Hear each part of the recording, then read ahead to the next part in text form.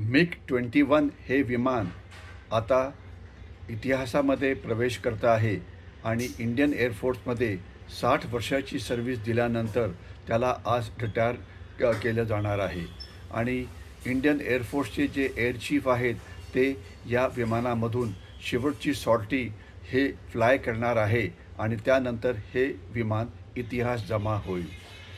या विमानाने भारताच्या सुरक्षा व्यवस्थेमध्ये अत्यंत महत्त्वाची जबाबदारी निभावलेली आहे।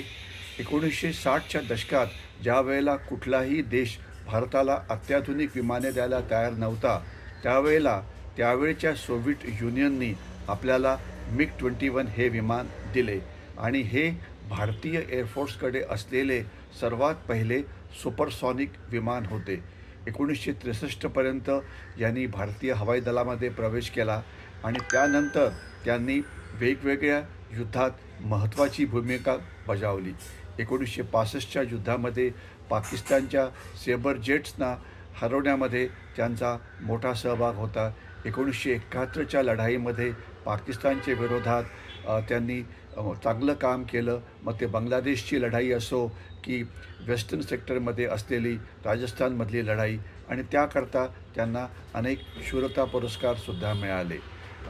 आणि हे विमान असं होतं की ज्यामुळे इंडियन एअरफोर्सला त्याच्या पुढच्या पिढीची जी विमानं येणार होती त्याकरता तयारी करण्याकरता वेळ मिळाला, कारण हे मॅक 2 म्हणजे आवाजापेक्षा दुप्पट स्पीडनी जाणारं असं विमान होतं आणि अशा विमानाचा पायलट बनणं हे अत्यंत कठीण काम असं असतं। या युद्धांमध्ये चांगला सहभाग झाल्यानंतर या विमानाला वेळोवेळी अपग्रेड करण्यात आलं, त्यांचे एव्हियनिक्स बदलण्यात आले, त्याच्यामध्ये नवीन तंत्रज्ञान घालण्यात आलं आणि त्यांना पुढचे 60 वर्ष सर्व्हिसमध्ये ठेवलं।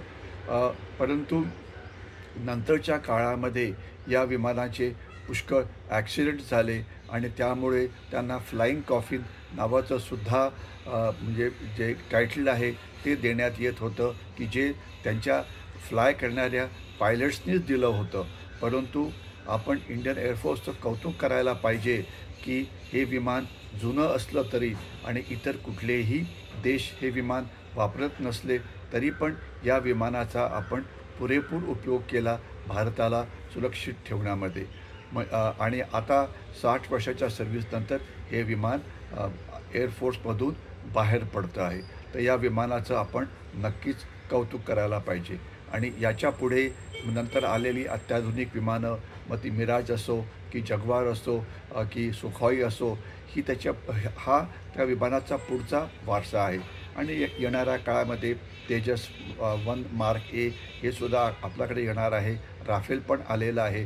परंतु एवढं नक्की की ज्या वेळेला अत्याधुनिक विमानं भारताला कुठलाही देश द्यायला तयार नव्हता त्यावेळेला MiG-21नी भारताच्या सुरक्षा इतिहासामध्ये महत्त्वाची भूमिका बजावलेली आहे आणि या विमानाला आणि या विमानांना उडवणाऱ्या पायलट्सना आणि इंडियन एअरफोर्सला आपण नक्कीच या प्रसंगी सलाम केला पाहिजे। जय हिंद।